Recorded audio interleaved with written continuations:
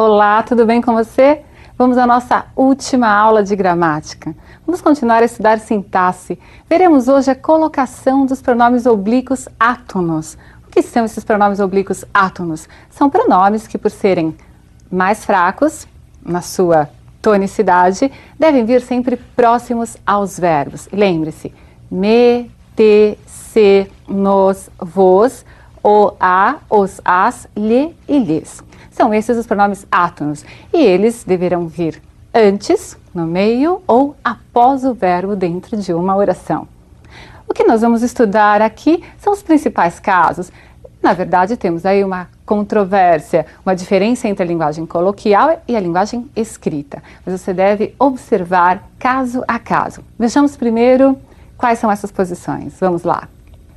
Próclise. O pronome é posto antes do verbo. Veja, eu quero que você me aqueça neste inverno. O pronome me foi colocado antes do verbo aqueça. Mesóclise. O pronome é posto no meio do verbo. Veja lá. Dar-te-ia tudo para que ficasses ao meu lado.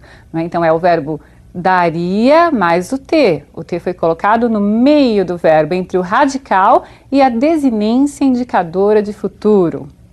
Outra posição é a ênclise. O pronome está colocado após o verbo. Aqueça-me neste inverno. Percebeu? Então são três posições: a próclise, a mesóclise e a ênclise. Não é difícil para você guardar. Há um poema muito conhecido do Oswald de Andrade em que se fala sobre essa questão da colocação pronominal. A colocação pronominal na nossa língua portuguesa brasileira, ela tem base na eufonia, no bom som. Só que esse bom som esbarra um pouco no português de Portugal, né? Então, quando se vê a forma falada no Brasil, vê-se que ela é diferente da forma falada em Portugal. Leia comigo esse poema e você vai entender muito bem o que eu estou falando. O título do poema é Pronominais. Dê-me um cigarro, diz a gramática do professor e do aluno, e do mulato sabido, mas o bom negro e o bom branco da nação brasileira dizem todos os dias: deixa disso, camarada, me dá um cigarro. Você observou o último verso, né? Deixa disso, me dá um cigarro. Começar uma estrutura na nossa língua portuguesa brasileira com um pronome oblíquo átono é muito comum na fala, mas na escrita é um grande erro. Então dizer me faça um favor pode ser comum coloquialmente, mas não deve ser usado na forma escrita, a não ser que se queira reproduzir essa construção coloquial, porque dentro de uma narrativa há uma personagem falando, por exemplo. Aí haverá um propósito, certo? Nós veremos então quais são os casos que a gramática indica para que ocorra próclise, mesóclise e ênclise. Veja os primeiros casos, que são os de próclise. A próclise ela é obrigatória quando houver palavra atrativa antes do verbo. Veja, então vai haver uma palavra atrativa, depois o pronome e depois o verbo, não é? E não pode haver entre a palavra atrativa e o verbo uma pausa, que na nossa língua é a presença da vírgula. A vírgula nós chamamos de pausa. Se houver uma vírgula, aquela palavra que antes era atrativa passa a deixar de ser. A vírgula repele o pronome para depois do verbo. Então, a palavra atrativa será atrativa se não houver vírgula após a presença dela. Se houver vírgula, a vírgula repele, ela empurra o pronome para depois do verbo. Tudo bem? Vamos aos casos. Primeiro caso, palavras de sentido negativo. Não, nunca, ninguém, nada, jamais. Veja que o pronome vai estar antes do verbo. Ninguém me chamou.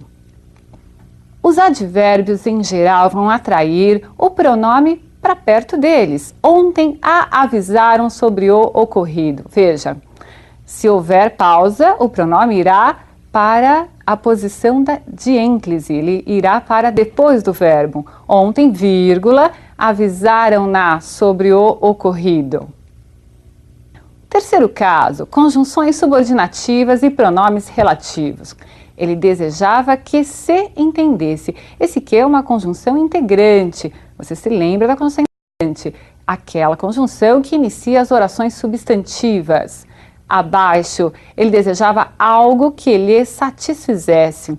Eu tenho aí o que como pronome relativo, retomando algo, né, a palavra algo, e o lhe ficou perto do pronome relativo. É assim que você deve escrever.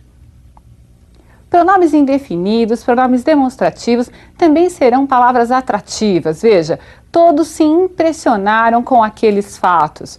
O todos atraiu o pronome se para antes do verbo. Nas orações iniciadas por pronomes ou advérbios interrogativos também ocorrerá próclise. Quem te contou isso? Observe que aí o quem é um pronome interrogativo. Seja pronome ou seja advérbio, será a palavra atrativa, em frases afirmativas ou interrogativas.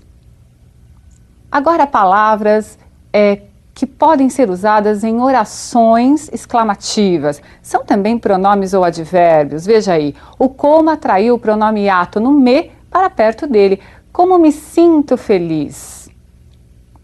Há orações que são chamadas de optativas, que são aquelas que exprimem desejo. Veja, neste caso, não há uma palavra propriamente dita que atraia o pronome para perto dela, para antes do verbo, né? Nessa posição proclítica, mas é a frase inteira, que é uma frase optativa, que expressa desejo.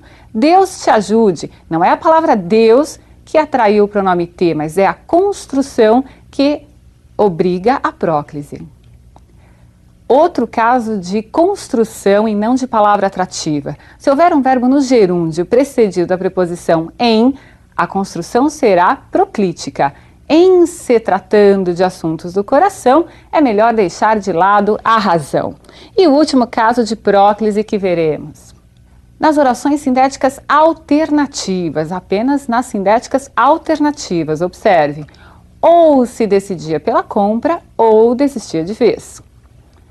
Muito bem, você viu aí 9 casos de próclise. Nós vamos ver agora outra construção em que há a mesóclise. Então será o pronome no meio do verbo. A mesóclise só ocorrerá com verbos que estejam no futuro.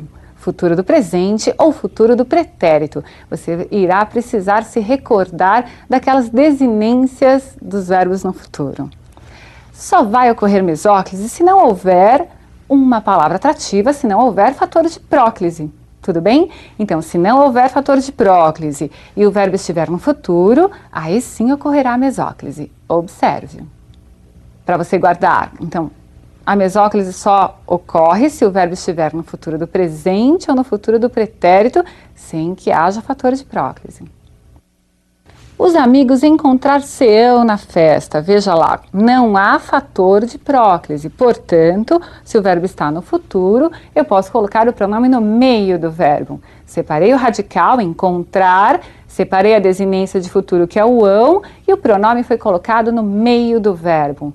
Então, essa é a posição mesoclítica. Abaixo, há uma palavra atrativa, que é o não, é um advérbio. Veja, os amigos não se encontrarão na festa. Nesse caso, ocorreu próclise, mesmo estando o verbo no futuro, porque a palavra atrativa que vai ocasionar a próclise é mais importante nessa construção. Muito bem. Você entendeu então que a mesóclise é a colocação do pronome no meio do verbo e que este verbo deve estar no futuro, não havendo lá um fator de próclise. Tudo bem? A mesóclise está assim sendo cada vez menos usada, mas você pode fazer uso num texto seu, você pode fazer uso na fala se o quiser. Ela existe, pode ser pouco usada, mas está lá. Vamos agora continuar o nosso estudo de colocação pronominal, vendo os casos de ênclise. Observe comigo. A ênclise vai ocorrer se você não tiver, obviamente, um fator de próclise. Então, veja, e se você não tiver também verbos no futuro, não é? Que já vimos que ocasiona, propicia a mesóclise. Então, está lá. Não se inicia a frase com o pronome oblíquo átono. Quando nós lemos o poema, eu disse... É muito comum na fala se começar orações com pronomes oblíquos átonos, mas na escrita não é possível. Devolveram-me o livro.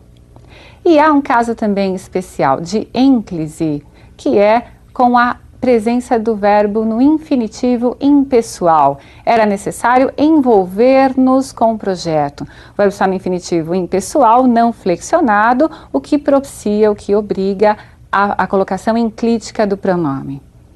Muito bem, você viu então quais são os principais casos de próclise, mesóclise e ênclise.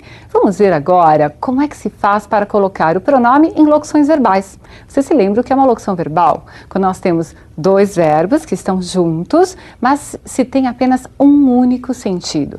O que se faz para colocar o pronome entre esses verbos? Coloca-se no meio? Coloca-se antes? Coloca-se depois?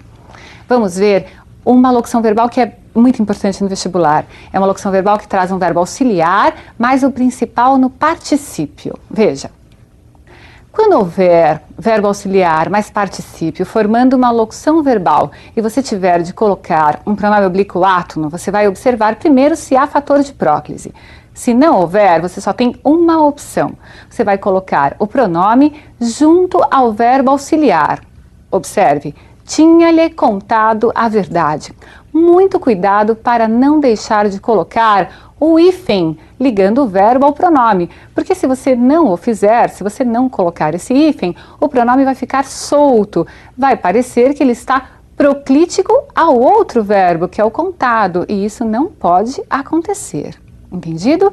E se houver fator de próclise? Muito bem, o pronome irá para antes do auxiliar, para a posição próxima à palavra atrativa. Veja, não lhe tinha contado a verdade. Nós temos aí a próclise em virtude do não. O que não pode ocorrer de forma alguma é o pronome vir ligado ao verbo no particípio. Esse é um erro sério. Nunca ligue pronome átono a verbo no particípio. Entendido isso? Um grande abraço para você e espero que você tenha uma excelente prova. Até!